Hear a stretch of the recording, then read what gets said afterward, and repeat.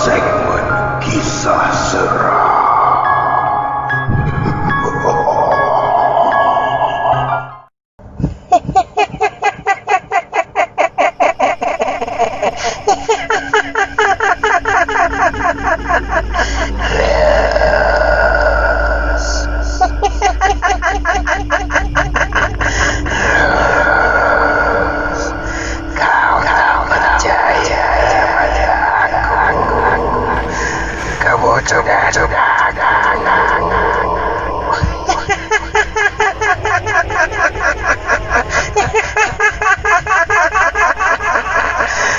Aku akan datang mendampingi Rose.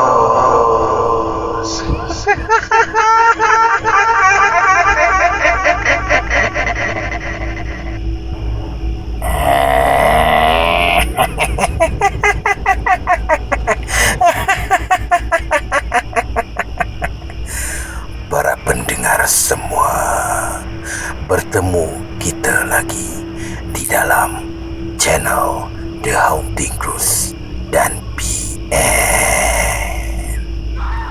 Kisah pada malam ini adalah sambungan kisah Dom 2B episod yang ketiga, karya daripada Amy Heslin. Hampir sejam kami bergelap. Akhirnya aku memutuskan untuk membatalkan perjumpaan. Puas aku memujuk Nurul, junior aku yang menjerit tadi. Aku tak tahu apa yang mengganggu dirinya sehingga dia menggigil ketakutan. Aku mengarahkan yang lain ke bilik masing-masing dan meninggalkan aku dan Nurul di ruang tamu.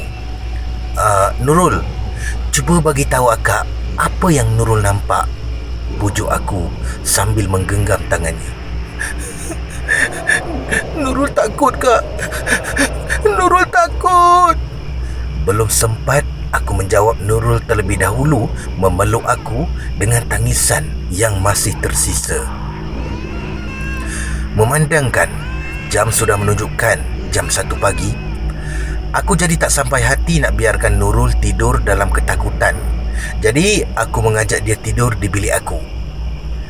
Setiap bilik mempunyai 2 katil double decker. Siti dan Ida di bahagian atas, malah aku dan Ana di bahagian bawah. Nurul tidur dekat katil akak ya. Akak tidur dekat bawah aja, kata aku sambil membentangkan selimut untuk dijadikan alas. Terima kasih, Kak. Perlahan suara Nurul sebelum melelapkan mata. Kau Ana? Terkejut aku. Hampir luruh jantung aku apabila Ana tiba-tiba muncul di bilik pintu air. Yang kau nak terkejut sangat tu kenapa? Aku ni bukan hantu, marah Ana. Macam mana aku tak terkejut kalau rambut kau dah macam Kak Lima? Akhirnya pecah jua tawa kami berdua. Diamlah weh. Tak reti nak tidur ke? Agak tinggi nada suara Siti apabila tidurnya terganggu. Ana terus mematikan suis lampu dan kembali ke katil.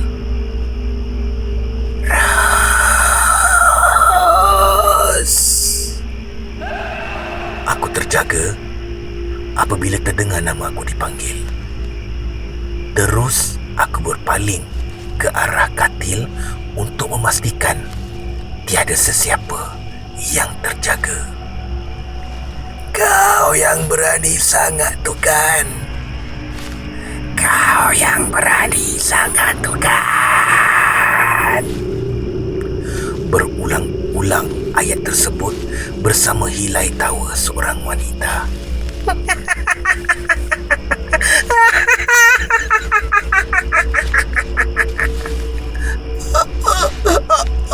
Allah!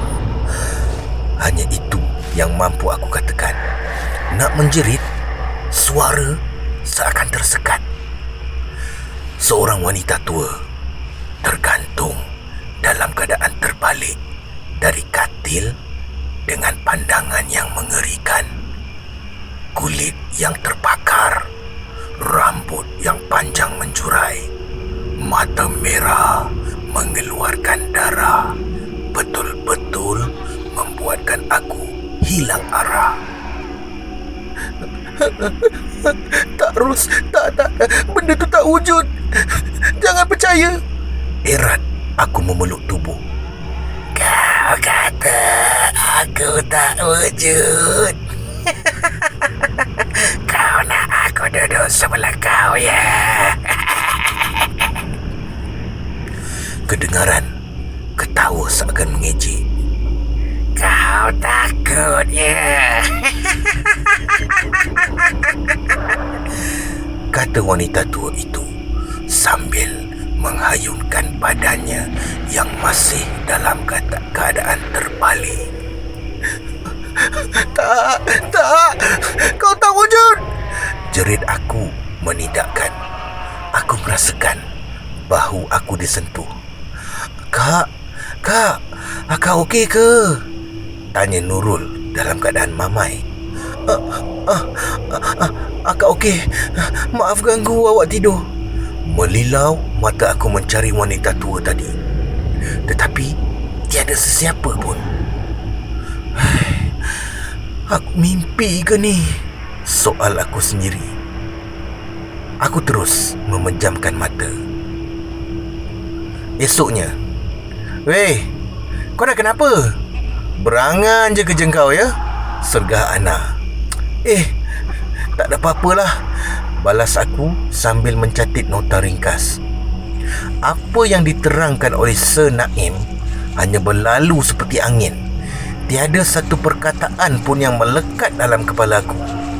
Kelas berakhir apabila jam menunjukkan jam 6 petang. Seorang demi seorang keluar meninggalkan kelas. Wajah wanita tua semalam masih melekat kuat dalam fikiran aku. Apa yang dia nak sebenarnya? Monolog aku sendiri. Apa yang kau fikirkan tu, Ros? Jomlah balik.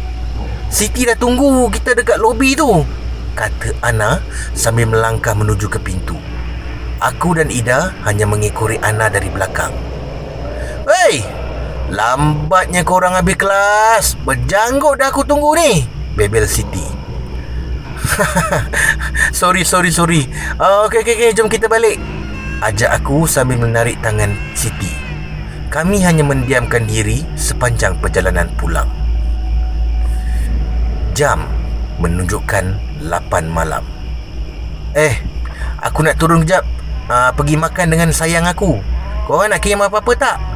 Tanya Ida sambil membetulkan tudung. Tak apalah, kami masak Maggi je lah, jap lagi, jawab Siti yang masih fokus dengan telefon miliknya. Kau tu jangan lambat balik sangat, kan hantu ikut balik. Pesan aku. Yelah, aku gerak dulu, ya. Okey, jawab kami serentak. Perut yang menyanyi riang memaksa aku merajinkan diri untuk melangkah ke dapur. Hampir terbeliak mata aku melihat keadaan dapur. Terus terbantut niat nak masak Maggi.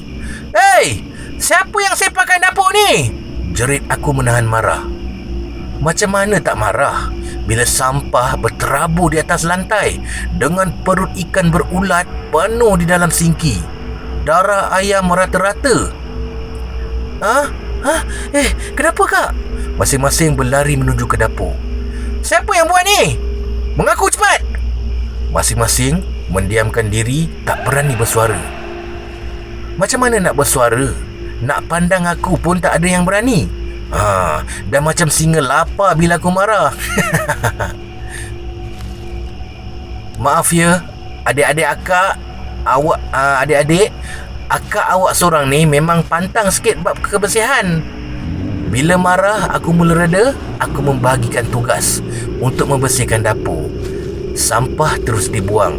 Selesai membersihkan dapur, aku mengarahkan semua untuk berkumpul di ruang tamu. "Akak tak tahu siapa punya kerja, tapi akak tak nak benda ni berulang lagi," pesan aku tegas. Tapi kami tak pernah masuk lagi dapur tu, Kak. Kami bungkus je makanan dekat mamak," jawab Nurul takut-takut. Tak apalah. Akak dah siapkan jadual bertugas dan peraturan. Nanti akak tampal dekat depan. Hope masing-masing bagi kerjasama. Itu je. Okey, pergilah masuk bilik. Baiklah kak, jawab mereka serentak. Pukul 11.30 malam, Ida pulang ke hostel. Assalamualaikum. Ida memberi salam sebelum membuka pintu. Wanita tua berambut panjang dengan lidah terjelir hingga ke bawah sedang bertinggik di kipas siling di ruang tamu. Ketawa mengerikan mula kedengaran.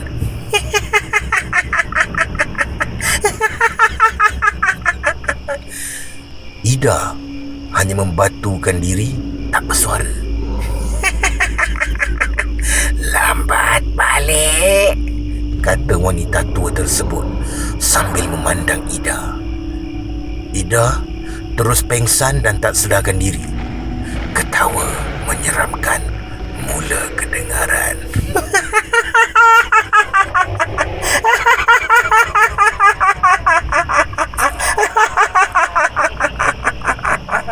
Sebulan selepas kejadian, riuh rendah suara kami bertiga di dapur. Bergelak ketawa, bergurau senda, memandangkan masing-masing dah pergi kelas, tinggal kami bertiga je dekat hostel.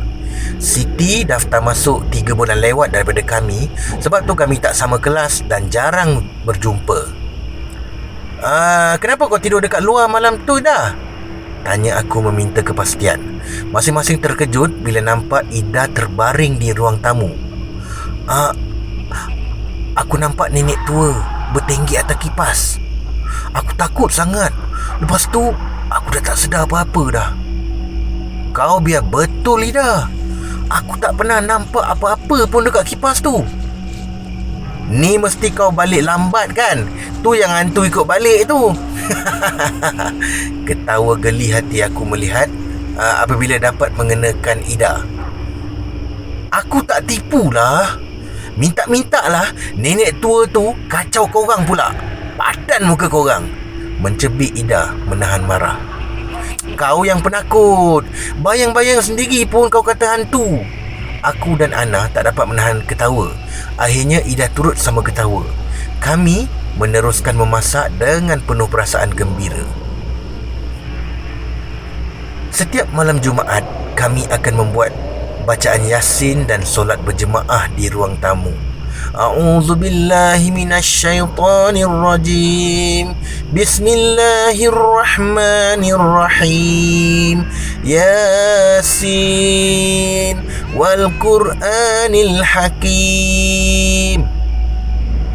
Akak, tolong! Jerit Nurul ketakutan. Ida mula ketawa dan diselangi dengan tangisan.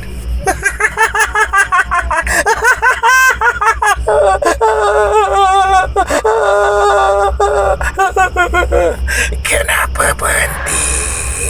Kau takut? Kata Ida sambil menghampiri aku dalam keadaan merangkak. Yang lain berkumpul setempat. Jangan berpecah. Ana, tolong call warden. Arah aku. Warden tak angkat lah, Ros. Jawab Ana dalam keadaan panik. Siti, tolong aku pegang Ida. Tanpa banyak soal, Ana dan Siti terus memegang Ida. Tenaganya sungguh kuat, seperti tenaga 10 orang lelaki. Tangannya hampir terlepas. A'udzubillahi minasyaitonirrajim. Aku mula membaca surah Al-Falaq disertai surah An-Nas. Ida mula ketawa mengejek.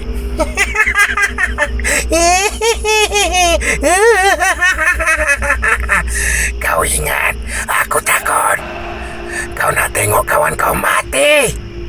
Belum sempat aku berbuat apa-apa, Ida berjaya melepaskan diri dan berlari ke arah bilik 2, iaitu bilik kami.